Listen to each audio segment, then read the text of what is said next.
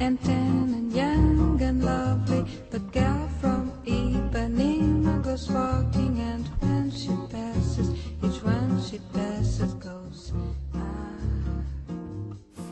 Okay, novelty in mathematics. So the question that I came up with was, how does using surprise or novelty at the beginning of a lesson influence students for the whole lesson? Because I figured that if you come up with something and it doesn't influence the students for the whole lesson, there's no point doing it. So what is novelty? So I want to get some feedback from you guys. What is novelty? What do you think novelty is? Wearing a clown mask to school.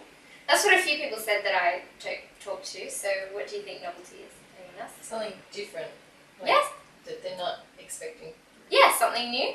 Out of the ordinary. Out of the ordinary. Very good Like answer. yelling boo at the students' faces. Does that influence them for the whole lesson? Yes, it makes them crazy. Okay, so the Free Dictionary says that novelty is a state of wonder and astonishment. And Jensen says that it's anything new that grabs attention, so you're 100% right. And also he asks you what grabs your immediate attention, and it's something that is always novel. Okay, did you know that in only 4 to 8 minutes, your brain seeks novelty? Your brain is bombarded with information constantly, and in order to make sense of everything, you have to ignore some information, and that's what students do. They ignore the teacher. Yes, they ignore if it's not relevant to them. So unimportant information is disregarded if it's irrelevant. The demographics of my research was in a classroom in Year 2, and they were all 7 to 8 years old.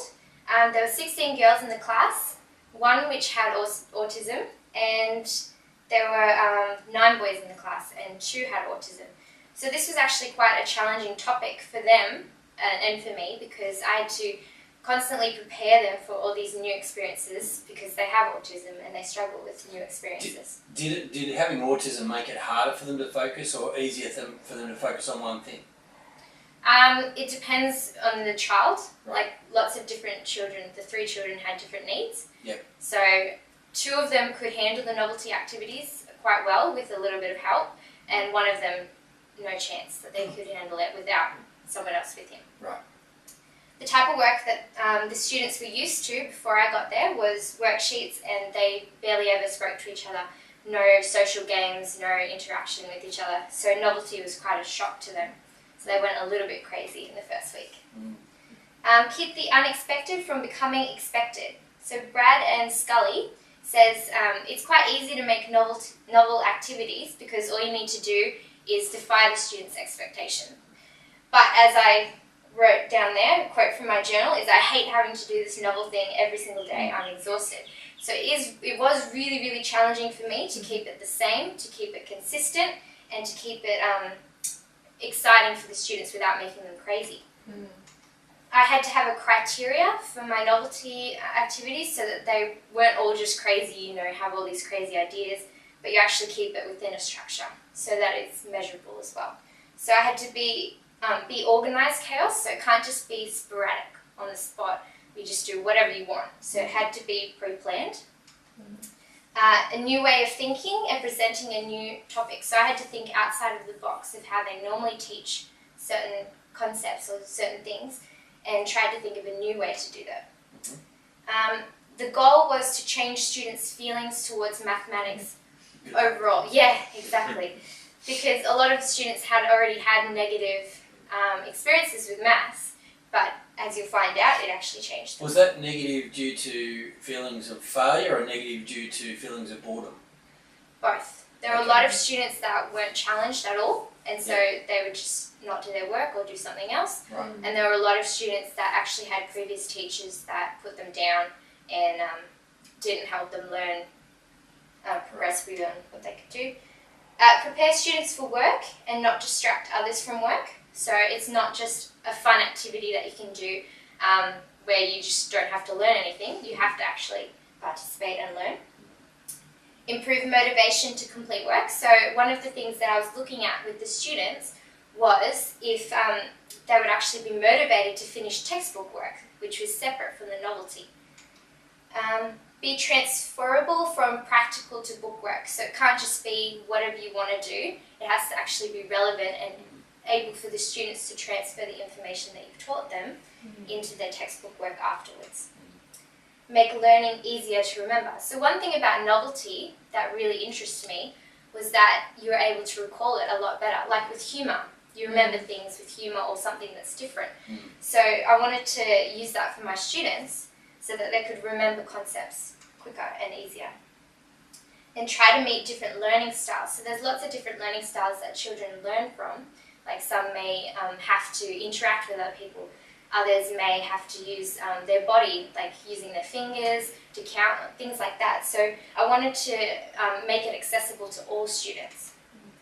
Be suited to varying levels, like I just said, accessible to all students. So the children that really, really struggle and the children that are really good at maths.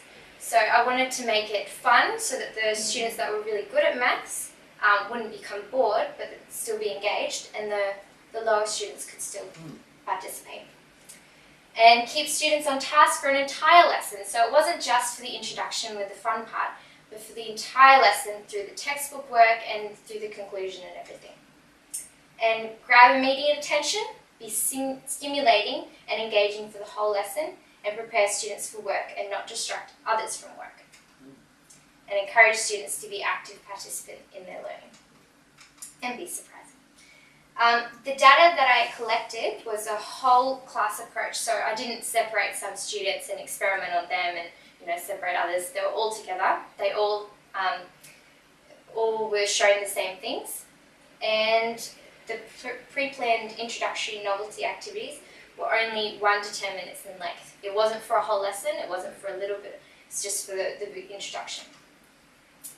So the first one is student self-evaluations. So the students were given a little bit of paper at the end of every single lesson, and I asked them to colour in which face they felt from that lesson. So they did that for the whole 5 weeks, but see, I only collected it for the 4 weeks. So in week 4, there was a huge spike, 72% with happy faces, and when I cross-referenced that with my own journal, I found out that was because of the use of technology that I used and the fact that the students were in control of the introductory lesson instead of me being out front. So, and also there's, participation, and also just using their own peers instead of just me. The sad faces also declined over the weeks as it went. So this is the pre-service teacher's journal. This is my journal. And week 1, as you can see, I observed that the students were obedient rather than enjoying the lesson. So they were a very nice class. They weren't against doing work, but I wanted them to be more than just obedient. 4 or 5 students are highly anxious when it comes to math lessons, and 2 students said they didn't like maths. So that's the first lesson I've actually met them, and they come up to me and say, I don't like maths. Right. So week 4, this was the last week that I actually used the journal for, and I noticed that they were excited. The novelty activities were grabbing instant attention, and all the students were finishing their textbook work really, really quickly. I had maybe 3 or 4 different students that would not finish their textbook work, almost every single lesson. And they were instantly engaged and laughing straight away so you can see it straight away whether they're engaged or not. What made them laugh? I used a webcam to show different angles, and I used one of the students and turned them around. So so I thought it was hilarious. Oh, okay, great. Scale of engagement. So this was, at the end of each lesson, I gave a score out of 10, where I thought their level of engagement was, and that was given a score of 40 at the end of the week. So as you can see, this is the control week. This was before I started the novelty activities, and you can see the huge jump from the novelty weeks. But then it didn't really change after that because their level of engagement was quite high. They might have associated you with interesting lessons or something. Maybe, yeah. As you can see with week 5 on this one, this is the supervising teacher journal, so I got them to answer questions at the end of the lesson. This one is quite jumpy because I think the teacher was more looking at how I did in the lesson instead of student engagement. Right. And you did poorly on Wednesday. Yeah, apparently. I don't know what I did then. Okay.